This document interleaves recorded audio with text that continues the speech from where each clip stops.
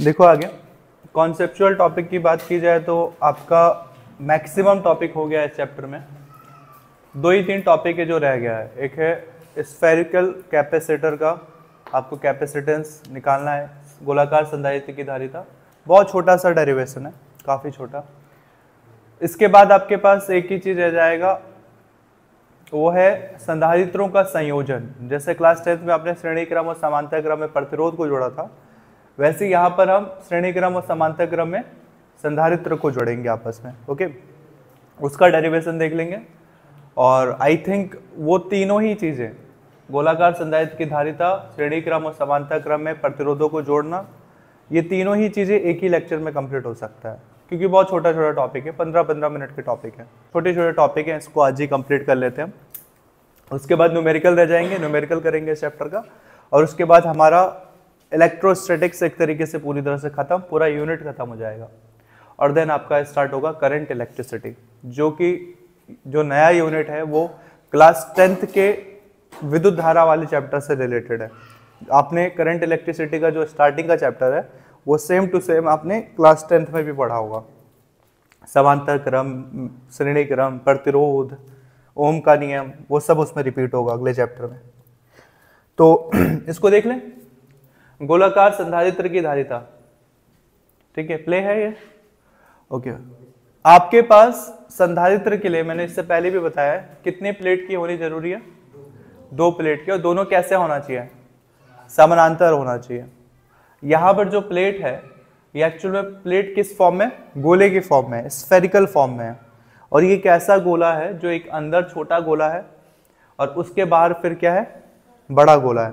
ठीक है, सपोज इसको हमने चार्ज दिया हुआ है, सपोज मैं इसको प्लस चार्ज देता हूं, प्लस चार्ज। तो इसको प्लस चार्ज दिया तो उसके सामने वाले को कि कौन सा चार्ज आ जाएगा, अगर ये प्लस है तो इसके सामने साइड कौन सा आ जाएगा, माइनस।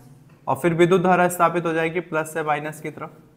ये हो गया। हम इसकी त्रिज्या मान लेते हैं, सपोज दैट एक की त्रिज्या सेंटर से, इस गोले की त्रिज्या एक का R1 एक का R2 मान लेते हैं। तो किसका R1 मान लें, सपोज जो बड़ा वाला है क्या मान लेते हैं, R1, और जो छोटी वाली है ये छोटा वाला त्रिज्या, उसको क्या मान लो, R2 मान लेते हैं। किसी किसी बुक में इसको RA और RB भी दिया हुआ है, R1 की जगह RA और R2 की जगह RB। तो उससे कंफ्यूज मत होना, AB करना चाहो तो AB करे, 1-2 सही है, AB सही है। ठीक है, जिससे मर्जी वैसे आप देख लो, आपकी रिफ्रेशर आपके पास जो होगी उस पर लिखा होगा। ये सिंपल सा है। आपको क्या निकालनी है, गोलाकार संधारित्र की C की फॉर्मूला क्या होता है, Q/V। इससे पहले हमने जो धारिता का फॉर्मूला निकाला है वो सब समांतर प्लेट के लिए, ये सब उसमें हमने वेद वाला फॉर्मूला यूज किया था, V = ED। पहले E निकालते थे, फिर E के फॉर्मूले को V = ED वाले फॉर्मूले में पुट करते थे, देन V निकल आता था तो उसके बाद हम C = Q/V में पुट करते थे। ये एकदम सिंपल है, इसमें वो सब का झमेला ही नहीं है। इसमें सिंपल से आपको विभव निकालना है V, और V निकाल के डायरेक्ट C = Q/V में पुट कर देना है। ठीक है, गोलाकार संधारित्र का किसी गोले का विभव हम पहले भी निकाल चुके हैं, सिंपल 1/4πε0 Q/R। जो विभव का फॉर्मूला होता है वही किसी गोलाकार विभव का भी फॉर्मूला होगा। तो यहाँ के केस में आपको इतना दिमाग नहीं लगाना है, सिंपल C निकालने के लिए Q/V का होना जरूरी है। मान लेते हैं कि इस पर आवेश प्लस Q है, इधर माइनस Q, तो आवेश तो मान लिया Q है, विभव कितना होगा छोटे गोले के लिए और बड़े गोले के लिए, दोनों गोलों के लिए विभव कितना होगा उसको हम कैलकुलेट कर लेते हैं, सिंपल। तो पहले विभव निकाल लेते हैं और जब आएगा तो धारिता निकाल लेंगे। ये हल्ला कितना करते हैं यार। गोले पर विभव, या फिर अब ये गोला है कि संधारित्र है, सीधा संधारित्र कह सकते हैं, या फिर गोलाकार संधारित्र लिख देते हैं। गोलाकार या गोलीय गोलाकार संधारित्र पर विभव, गोलाकार संधारित्र पर विभव किस चीज से दिखाते हैं विभव को, 2 विभव दिखाएंगे, एक V1 प्लस Q2 दिखाना पड़ रहा है, क्योंकि दो गोला है इसमें, एक गोला नहीं है, दो गोला है और दो अलग अलग त्रिज्याएं हैं। विभव का फॉर्मूला सिंपली क्या होता है, 1/4πε0 Q अपॉन R, मतलब जो त्रिज्या है। यहाँ पे कौन सा हिस्सा चमक रहा है, इसके जस्ट ऊपर वाला, ये वाला दिख रहा है, ठीक है, वो भी थोड़ा थोड़ा चमक रहा है। अब विभव V बराबर V1 प्लस V2, तो V बराबर V1 मतलब बड़ा गोला के लिए लेते हैं, तो इस फॉर्मूले में पुट करो 1/4πε0 क्या होता है, ये कांस्टेंट होता है, ठीक है, आप K से भी दिखा सकते हो, और Q अपॉन R। तो मान लो आवेश कितना है बड़े और छोटे दोनों पे, बड़े वाले गोले पे आवेश कितना है, प्लस Q की माइनस Q, ठीक है। आप चाहो तो हम प्लस माइनस कर सकते हैं ना, R1 किसको माने, इस काम करते हैं, छोटे वाले को R1 मान लेते हैं, बड़े वाले को R2, इसलिए हम प्लस वाला पहले ले लेते हैं। तो V1 मान लो कि हम प्लस वाले के लिए कर रहे थे, 1/4πε0, इस पर आवेश कितना है प्लस Q और बाहर वाले पे माइनस Q, तो 1/4πε0, Q की जगह प्लस Q, और त्रिज्या कितनी है, छोटे वाले गोले की त्रिज्या R1 है ना, तो हमने इसको मान लिया कितना है R1, ये छोटे गोले का विभव आ गया। फिर दूसरे बड़े गोले का विभव देखो, 1/4πε0 तो कांस्टेंट है, इसकी वैल्यू तो चेंज नहीं होती है। बड़े वाले गोले पर आवेश कितना है माइनस Q, और बड़े गोले की त्रिज्या कितनी है R2, तो बस 1/4πε0 कितना है आवेश माइनस Q, और ये कितना हो जाएगा R2।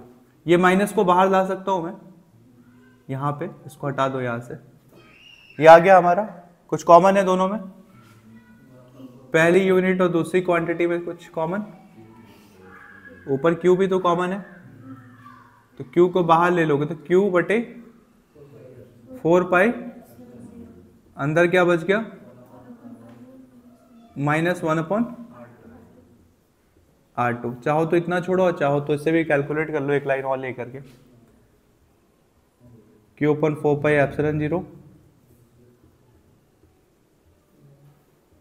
दोनों को अगर सेम बटे में लिखोगे, एलसीएम निकालोगे तो क्या हो जाएगा इसका R1, और फिर क्रॉस मल्टीप्लाई हो जाता है, जैसे कि 1/2 माइनस 1/8 सपोज मैं कर रहा हूँ, 1/9 कर देता हूँ सपोज, तो एलसीएम कैसे निकालोगे, 2 × 9 और फिर क्रॉस मल्टीप्लाई, 9 को इधर 2 को उधर, तो 9 को 2 के ऊपर और 2 को 9 के ऊपर, वैसे R1 R2 का गुणा कर दिया, R2 को किसके ऊपर R1 के ऊपर और R1 को R2 के ऊपर, ये क्या है R1, अब बीच में कौन सा चुन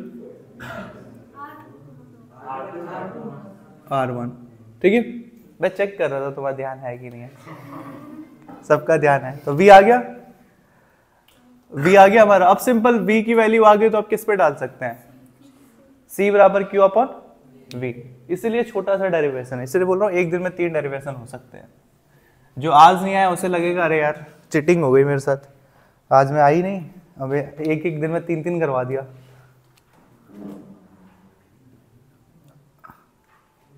चूंकि धारिता, या फिर लिख सकते हैं अतः गोलाकार संधारित्र की धारिता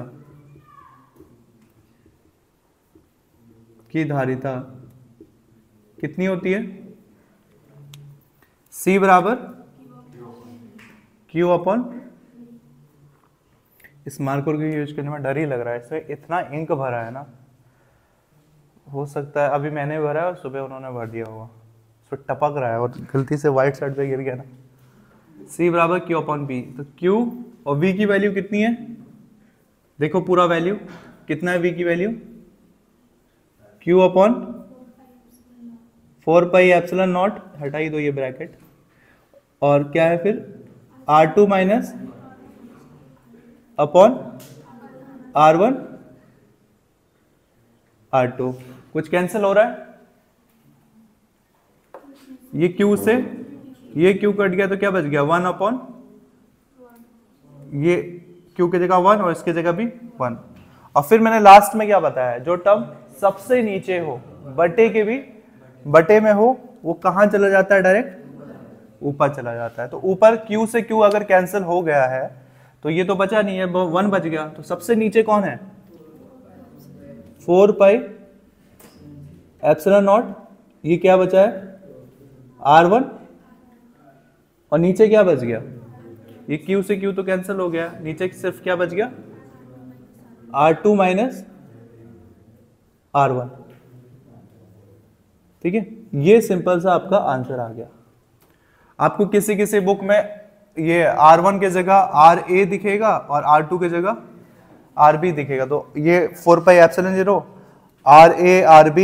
RB माइनस R1 RA ऐसे दिख सकता है, तो उसमें कोई दिक्कत नहीं है। उन्होंने A और B रखा है, हमने 1 और 2 रखा है। ये आपका आंसर है। कुछ डिफिकल्ट है इसमें? मान लेते हैं कि हम इस दोनों गोले के बीच में, अभी के केस में हवा भरा हुआ है, कुछ भी नहीं है सपोज, और एक सेकंड कंडीशन पूछ लेता है कि इस दोनों गोलों के बीच में आपने कोई एक परावैद्युत पदार्थ भर दिया, सपोज दैट आपने इसके बीच में कुछ कांच भर दिया, रुई भर दिया, सपोज कुछ भर दिया आपने दोनों गोलों के प्लेटों के बीच में, उस केस में क्या होगा, जो भी भरा है उसका परावैद्युतांक मान लेते हैं हम एप्सिलॉन आर या फिर के या एप्सिलॉन आर। तो वैसे केस में जब इसमें कोई परावैद्युतांक भरा हो तो कुछ भी नहीं करना है, सिर्फ फॉर्मूले में एप्सिलॉन 0 के साथ और क्या ऐड कर देना है, एप्सिलॉन आर यूज करना है। ठीक है, ये डेरिवेशन काफी सिंपल डेरिवेशन है। एक केस मान लेते हैं, माना अभी तो ये कुछ भी नहीं भरा हुआ है, मान लो कि इसके बीच में गोलाकार संधारित्र में, माना संधारित्र के प्लेटों के बीच, प्लेटों के मध्य एप्सिलॉन आर, या तो एप्सिलॉन आर लिख सकते हो या फिर के, मैंने शुरू से आदत एप्सिलॉन आर की डलवाई है इसलिए एप्सिलॉन आर ही लिख रहा हूं। के लिख दूंगा तो आधे लोग इस पे कंफ्यूज जाएंगे, एक महीने बाद रिवीजन करेंगे तो के समझेंगे कि ये वाला के है, इसलिए मैं ये वाला के लिखा ही नहीं रहा हूं, क्योंकि आप एक महीने बाद कुछ और समझने लगोगे। माना संधारित्र के प्लेटों के मध्य एप्सिलॉन आर परावैद्युतांक वाला पदार्थ भरा है, वाला पदार्थ भरा है, इसलिए को हम कैसे दिखा सकते हैं, एक बिंदु ऊपर दो नीचे, इसलिए सिंपल सा फॉर्मूले में क्या ऐड कर देना है, C बराबर, फॉर्मूला एकदम एज इट इज उतारना है, 4 पाई एप्सिलॉन 0, ये कितना है R1 R2 upon R2 minus R1। देखो वही फॉर्मूला है same, 4 pi epsilon 0 R1 R2, बस एक्स्ट्रा क्या ऐड कर देना है आपको, बस इसके साथ ऐड कर दो आप एप्सिलॉन आर, बस इतना सा डिफरेंस आएगा। हमने ये नहीं कहा कि वो आंशिक रूप से भरा है और ऐसा, सिंपल हमने लगा कि भरा हुआ है, पूरा भरा है, ठूस ठूस के भर दिया तुमने। ठीक है, तब आपका ज्यादा ये होगा, है सिंपल सा। इसमें ना विद्युत क्षेत्र निकालना है ना कुछ, सीधा V से हम डायरेक्ट निकाल रहे हैं, कर लोगे? ठीक है, अगर आप इसको टाइम पे कर पाओ तो हम थोड़ा रिविजन और निपटाएंगे, जल्दी से हो जाएगा। उसमें बस 10 मिनट एक्स्ट्रा ऐड करना है। क्या कह रहे हो? उसमें गोला बनाने में तुम कड़ा गुड़ा निकालो, जो करना है, चूड़ी कड़ा। हेडिंग लिख चुके हो? ठीक है, इस पे 2 लाइन लिखना हो तो क्या लिखोगे? डायग्राम के बारे में क्या लिख सकते हो? यह माना गोलाकार संधारित्र है, माना गोलाकार संधारित्र है जिसकी त्रिज्या क्रमशः R1 व R2 है, जिस पर आवेश +Q व -Q, जो +Q व -Q आवेश से आवेशित है। सिंपल, बनाओ पहले डायग्राम।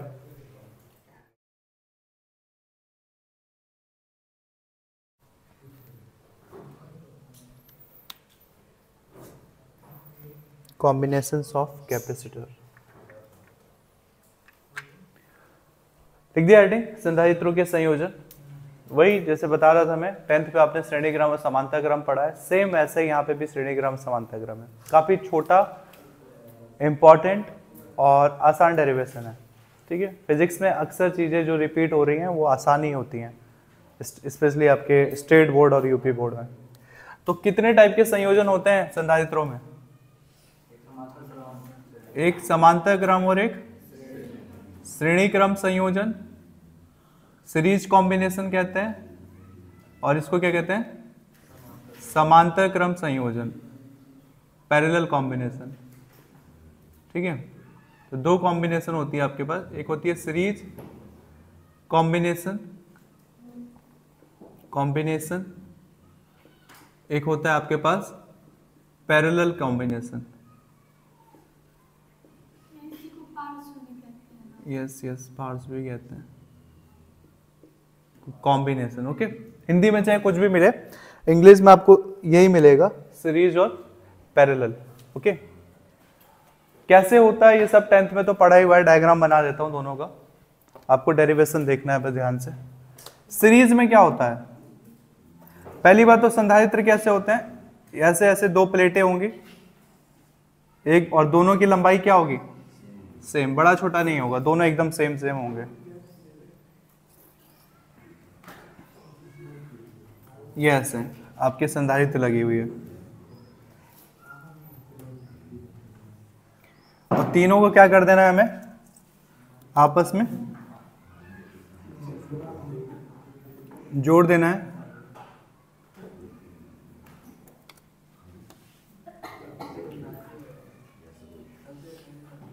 ये आपने जोड़ दिया तीनों प्लेटों को। ये कौन सा क्रम है? श्रेणी या समांतर? श्रेणी क्रम। समांतर में क्या होता है? कहते हैं ना पैरेलल, एक के सामने दूसरा, तो ये ऐसे है,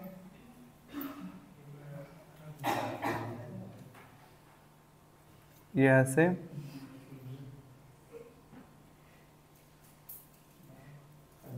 देखो पैरेलल में ये होता है, ठीक है, और तीनों कनेक्ट होते हैं एक ही से, मतलब एक इधर तार होगा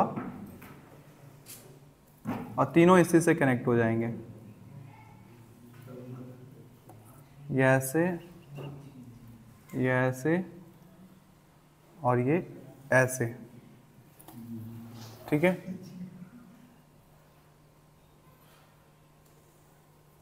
फिर ये ऐसे में कनेक्टेड होंगे।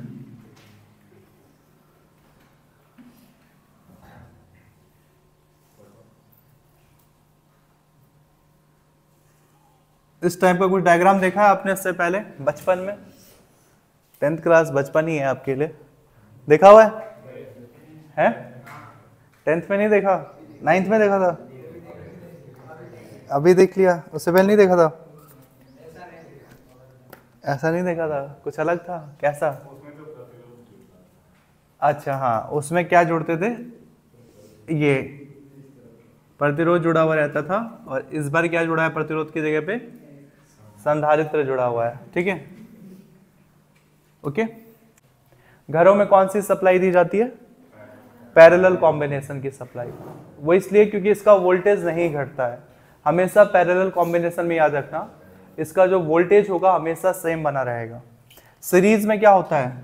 सीरीज में इसका वोल्टेज अलग, सपोज पहला वाला है तो इसका V1, दूसरे वाले का वोल्टेज V2, तीसरे वाले का V3। जैसे जैसे मशीन जोड़ोगे वैसे वैसे वोल्टेज भी बढ़ता घटता रहेगा।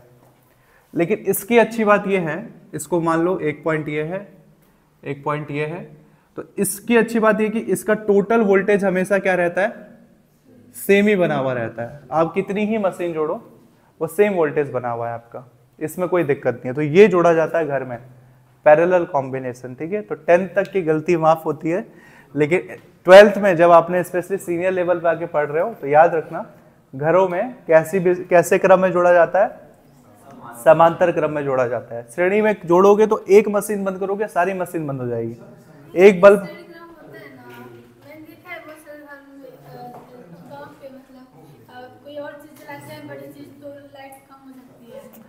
अगर एक ही तार से जोड़ोगे तो होगा ही, ठीक है, श्रेणी क्रम में जोड़ेगा तो। ठीक है, क्या हुआ? देखो तब इसमें वोल्टेज क्या होता है? चेंज होते रहता है, और इसमें वोल्टेज चेंज नहीं होता है, इसमें वोल्टेज हमारा सेम बना हुआ रहता है। ओके, अब यहां पर आते हैं, पहले एक को कर लेंगे फिर दूसरा कर लेते हैं, और शांति से रहे तो आराम से कर लेंगे। 3 कैपेसिटर लगे, तो कैपेसिटर को किस चीज से दिखाते हैं? तो इसको दिखा दो C1, इसका कैपेसिटेंस दिखा दो C2, और इसका, इस पे अगर सपोज प्लस चार्ज दिया है आपने, तो इस पे क्या, तो कौन सा चार्ज आएगा? इस पे प्लस, इस पे माइनस, फिर इस पे प्लस, इस पे माइनस। और ये कहां से जुड़ा होगा? ये स्टार्टिंग में किसी बैटरी या सोर्स से जुड़ा होगा, पावर सप्लाई से। और फाइनली जो अंतिम प्लेट होता है कहां चला जाता है? अर्थिंग कर देते हैं हम उसकी। आप अर्थिंग करना भूल भी जाओ तो ऐसा कोई गलती नहीं है, एग्जामिनर कुछ नहीं करेगा, बट बनाओ तो पूरा सही सही बनाओ। इसको भी लास्ट प्लेट में क्या कर दोगे? अर्थिंग कर दोगे आप इसका। इसको भी क्या मान लो, इसकी कैपेसिटेंस क्या है? C1, C2, C3। Okay, voltage तो सबका V है, और इसका वोल्टेज क्या हो रहा है? चेंज होते जा रहा है। ओके, इस केस में याद रखना, श्रेणी क्रम वाले केस में, श्रेणी क्रम वाले केस में आवेश की वैल्यू सेम रहती है, वोल्टेज अलग अलग हो जाता है।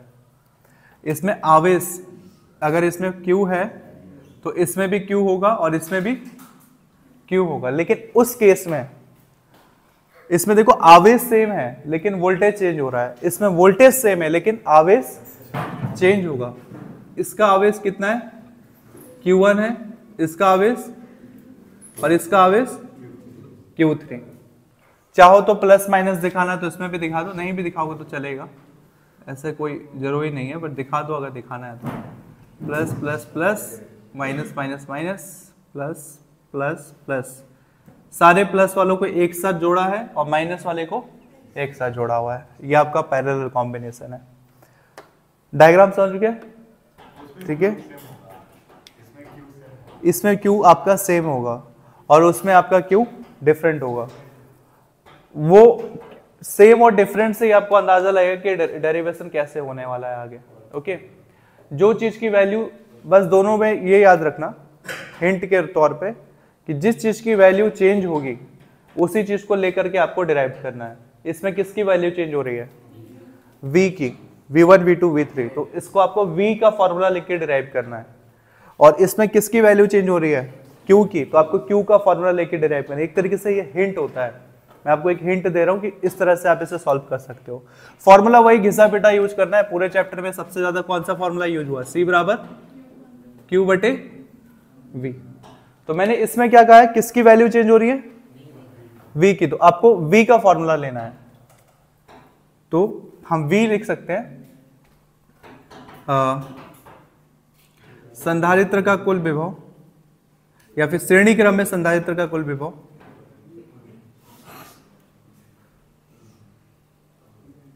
श्रेणी क्रम में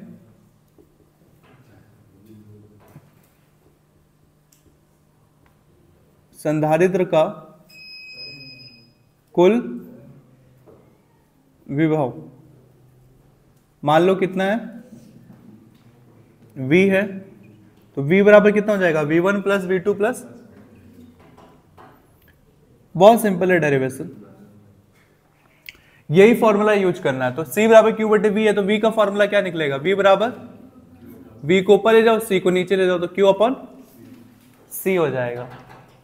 तो इस फॉर्मूले में रखो टोटल V का, अगर सबका चाहिए तो V का फॉर्मूला क्या हो जाएगा? Q upon C। मान लो कि इस पे टोटल आवेश कितना है?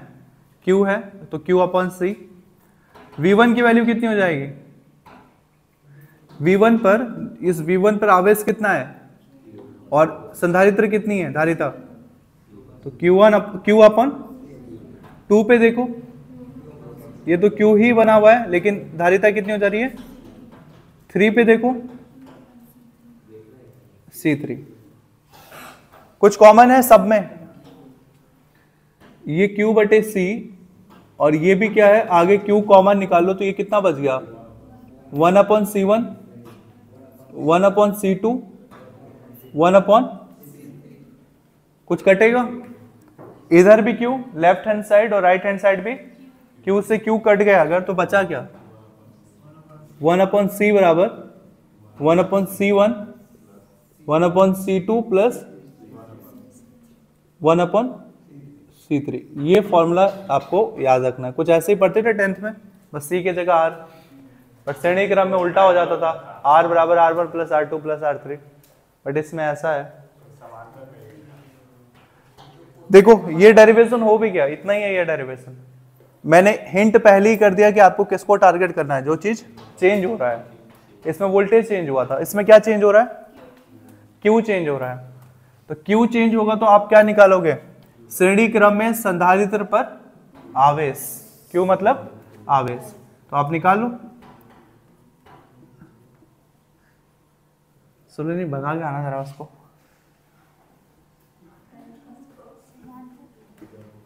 ओहो, श्रेणी नहीं, क्या होगा,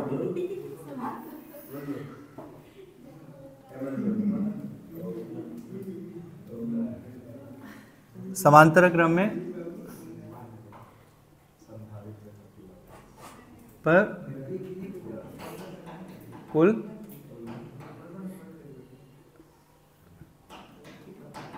जाओ, उसे कू करके भगाना। वो डर भी नहीं रही है,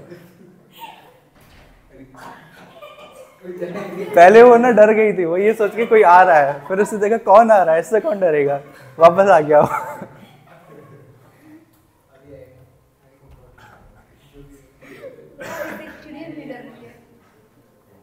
समांतर क्रम में संधारित्र पर कुल आवेश, आवेश Q बराबर कितना हो जाएगा,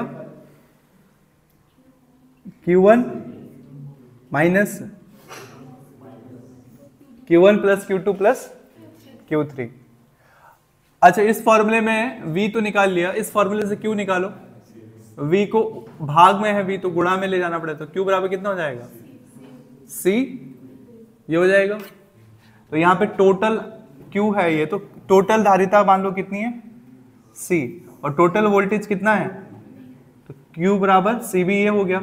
अब Q1 का केस देखो, ऊपर वाला, तो Q1 के केस में इसकी धारिता कितनी है, C1, और टोटल सबका वोल्टेज कितना है, तो V, वोल्टेज तो सबका V ही है, सबका V है, इधर लिखा भी है मैंने। Q2 के केस में कितना हो जाएगा, और वोल्टेज कितना है, Q3 के केस में C3, और वोल्टेज कुछ कॉमन, इसमें क्या कॉमन है, तो क्या बच गया, C1 C2 प्लस, तो इस V से ये वाला V कैंसिल, तो बचा क्या, C बराबर प्लस C2 प्लस C3, ये आपका फाइनल आंसर। इसलिए ये छोटा डेरिवेशन है, बहुत बार आते हैं ये डेरिवेशन, और काफी आसान डेरिवेशन है। हिंट मैंने बता दिया है कैसे सॉल्व करोगे आप इसे। जिस चीज की वैल्यू चेंज हो रही है आप उसी को पकड़ लो। इसमें वोल्टेज की वैल्यू चेंज हो रही है तो वोल्टेज को पकड़ लिया हमने, इधर आवेश की वैल्यू चेंज हो रही है तो आवेश को पकड़ लिया हमने, उसी से सॉल्व कर दिया। क्या नहीं, सी की वैल्यू चेंज नहीं हो, सी तो मशीन है ना, मशीन की वैल्यू अचानक चेंज थोड़ी नहीं हो जाएगी। ठीक है, आपने बल्ब रखा है तो बल्ब का वोल्टेज थोड़ी चेंज हो जाएगा, तो पहले का फिक्स रहेगा, कितने वोल्ट का ही बल्ब है।